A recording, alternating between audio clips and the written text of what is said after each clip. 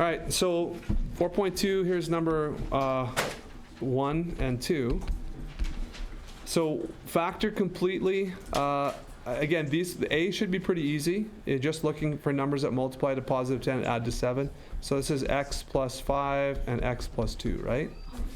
C is one that was asked about there with the decimals. Okay.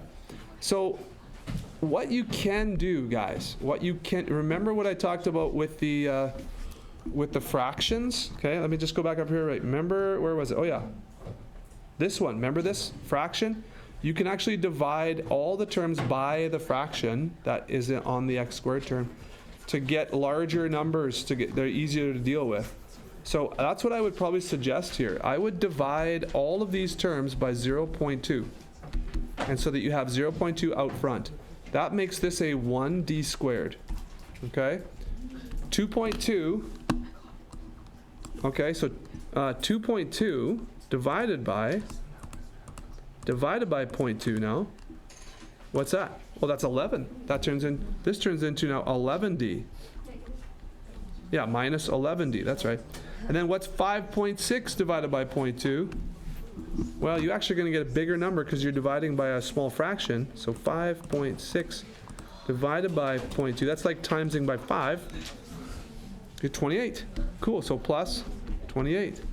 So if you do this, a lot of times you're just going to get integers there for your quadratic, and then it might be easier to spot. So 0.2 is a factor, so we have to leave it there. But now this, do you see what numbers multiply to 28 and add to? Yeah, d minus 4 times d minus 7, because 7 times 4 is 28. Negative 7 times negative 4 multiplies to negative 28 and adds to negative 11. Make sense? You don't have to do it that way, but that's a good, if it's a fraction in front of that x squared or that first term, divide that out and then you'll get integers. They'll be a bit bigger numbers, but they'll be integers. It might be easier to spot. The same thing with 2c. Yeah, you could do the same thing.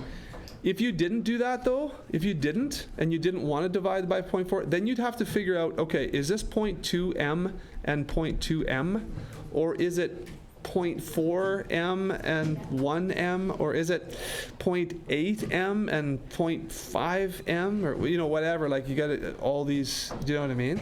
So yeah, it might be a good idea. I would suggest to take 2c and divide by 0.4 and just get whole numbers. Yeah, all of them by 0.4. So yeah. Well, maybe not. They don't. Maybe not. I don't know. Maybe not. It might. It might work. It might not work. But if you get rid of some of the decimals at least, it might help. So let's just see what happens here. So you have a 1 here. So that's awesome. That's big deal.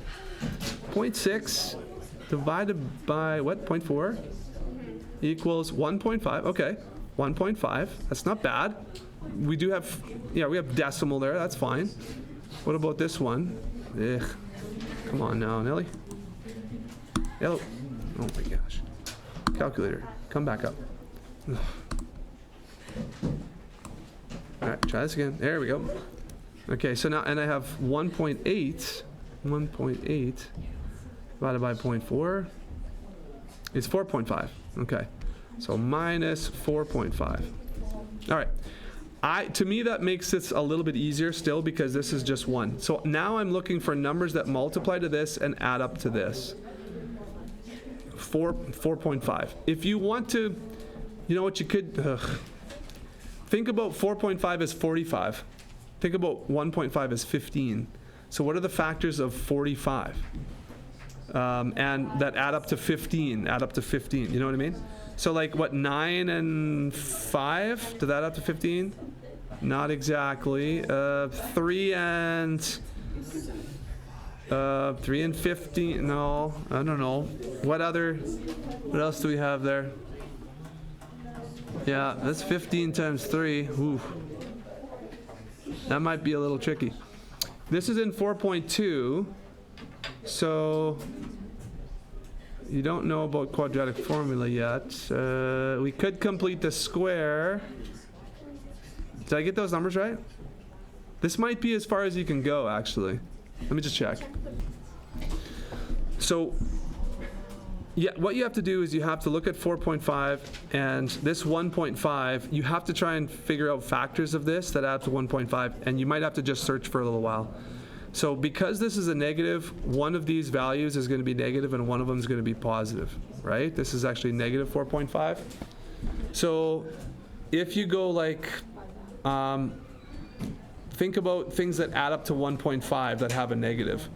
So what about negative 0.3 and 1.8? Does that multiply to negative 4.5? Might be close. What about negative 0.2 and positive, 1.7? Does that one work? This gets a little bit tricky to do it this way, but you just have to kind of run through. That one was, the previous one was 1.2 and this one was 1.3. Sorry? If you, the other way you could do it is not factor the 0.4 out and try this 0.2m and 0.2m and try that. And wait. I tried doing that and it's like only something different. Yeah, there's a lot of different things. There's a lot of different options for sure. But that's the other thing you could try. So I think this is the answer once you kind of go through all your stuff here. It's make your way to Mrs. Thiessen's classroom at the bell between periods 4 and periods 5. Staff would love to pray for you guys as you head into the city finals tonight, 6 p.m. at Mosaic Stadium. Thank you. M+3. Or if you took a 0.4 out of there, like we started to do, then let's see, what would that be? That would be 0.4. 0.6. Oh, but like quadrant would be times 5. So that appears to be the answer for that question. If you did the 0.4 as a factored out, that's what it would look like for us. Yo, all right, listen. I said let me speak first. 3 minus 1.5. Yep. I like the cheese. Wait, will you actually trade? Yes. Wait, let me look. You understand?